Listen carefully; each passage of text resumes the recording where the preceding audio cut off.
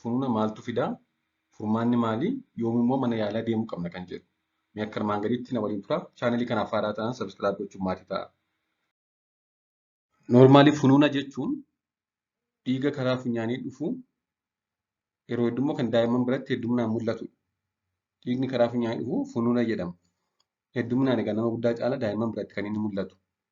Dhibeen kun sababa cituu ujummoolee yookaan hidda dhiigaa kan funyaan keessatti argamaniin kan dhufudha.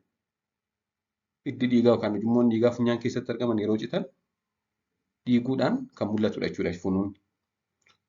Ujummooleen dhiigaa yookaan hiddi dhiigaa funyaan keessatti argaman kanneen bakka biroorraa gargari. Hiddi dhiigaa funyaan keessatti argaman kanneen bakka biroorraa baay'ee qaqalloodha. Akkasumas salphaatti cituudhaan kan dhiiguu hin danda'udha. Sisiidha jechuudha. Yoo xiqqoo tuqutan cittee dhiigdi. Akkasumas baay'ee qaqalloodha. Kanaafidha egaa funuunni kan inni baay'atu.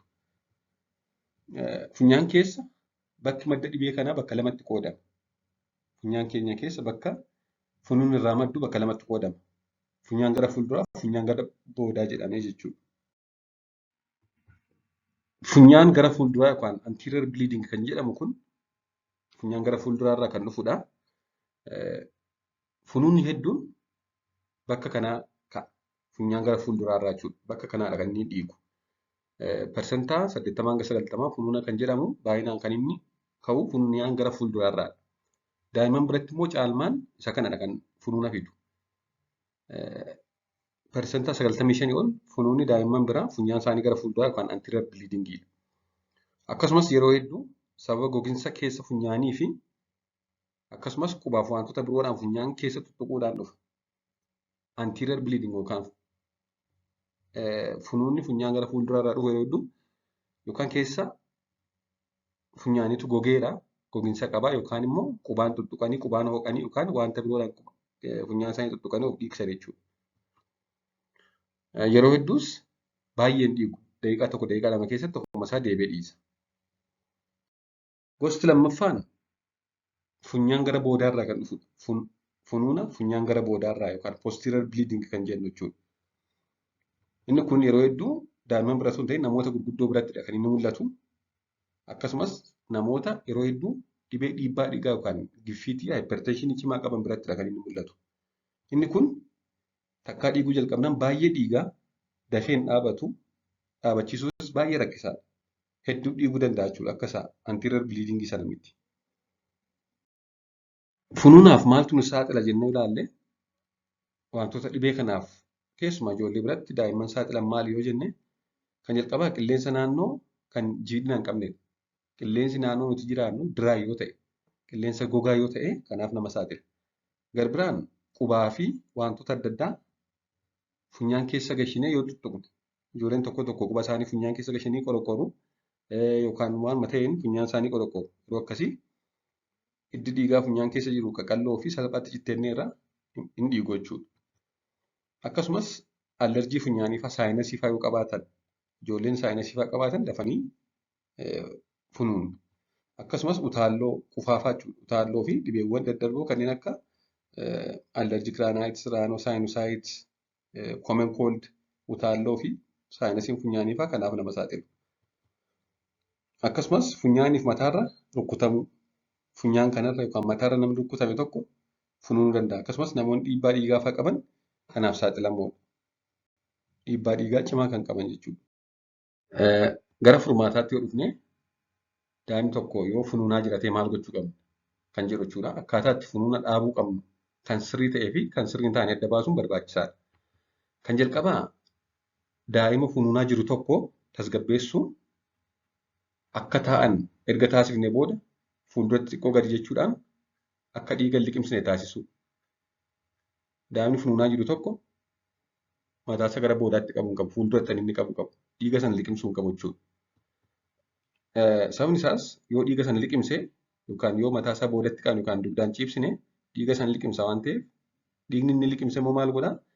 Garaa isaa isa jeeqee akka nakkisu taasisaa akka inni ol deebisu kun immoo dhiiga ol deebisa jechuudha mucaan sun.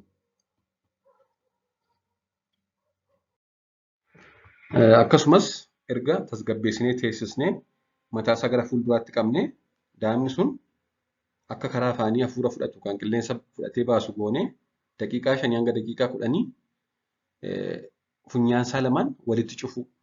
Funyaansaa yoo cufne afaaniin qilleensa fudhachuu qaba jechuudha. Daqiiqaa 5 hanga daqiiqaa 10 walitti qabnee turu funyaansaa. Akkasumas uffata dilallaa'aa yookaan cabbii fa'a funyaan irra kaa'u. Uffata bishaan baay'ee dilalla ta'e yookaan cabbiidhaan jiisne yookaan cabbiimaa uffata qal'oodhaan marree funyaan irra kaa'u. Akkasumas vaaziliinii yookiin dibata biroo funuuna dhaabuuf fayyadan keessaa tokkosaa vaaziliiniis haa ta'u dibata biroo kan funuuna dhaabuuf fayyadan jiru kan mana yaalaatti bitaman keessa funyaanii gara fuula duraatti dibuun funyaan walitti qabu. Keessa funyaanii xiqqoo vaaziliinii dibnee funyaan sana walitti qabu. Daqiiqaa 5 hanga 10 qabnee deebinee gadhiisnee ilaalla. Yeroo gadhiisnu yoo dhaabate irra ta'e hin dhiisna. Yoo hin dhaabanne ta'e immoo irra deebinee daqiiqaa 5 hanga 10 qabnee ilaalla jechuudha ammas. Qorichoota adda addaa dhiiga dhaabuuf fayyadan akkaataa ajajametti fayyadamuun murteessaadha.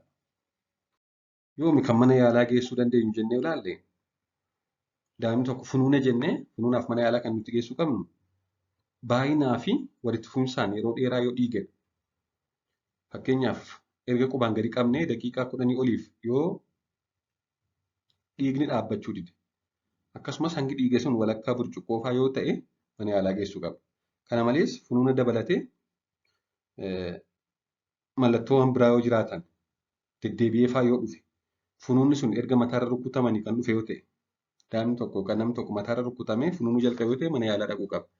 Akkasumas dadhabbii qaamaa joonja'uu fi maraan martoo yookaan lafaan martoo yoo qabaate akkasumas funyaan gama tokkoon yoo cufate fuulli gama tokkoon yoo itti socho'uu dide yookaan isaan dhukkuba ta'e gam tokko irratti gam tokko fuudhaa yoo isaan dhukkuba ta'e iji isaanii gam tokkoon yoo arguu dide isaan kun jiraanna mana yaalaa dhaquu qabu jechuudha.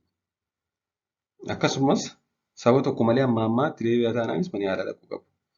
Kana malees immoo baay'inaan dhiiguu qofa osoo hin ta'in dhiigni sunillee karaa bobbaa gurraacha'ee bobbaa keessatti ni mul'ata yoo ta'e. Qaama keessaas bakki biraa kan dhiigoo ta'e fakkeenyaaf gogaa jalatti ni dhiigaa yoo ta'e yoo waamti ta'e nu muree qaamni keenya dhiigni dhaabachuu dide baay'ee dhiigoo ta'e dhukkubbii lafee yoo qabaatan gogaa jalatti ni dhiigoo ta'e mataa dhukkubbii cimaa yoo qabaatu ta'e qorichoota dhiiga qal'isaan fudhataa jiru yoo ta'e mana yaalaa dhaquun baay'ee murteessaadha.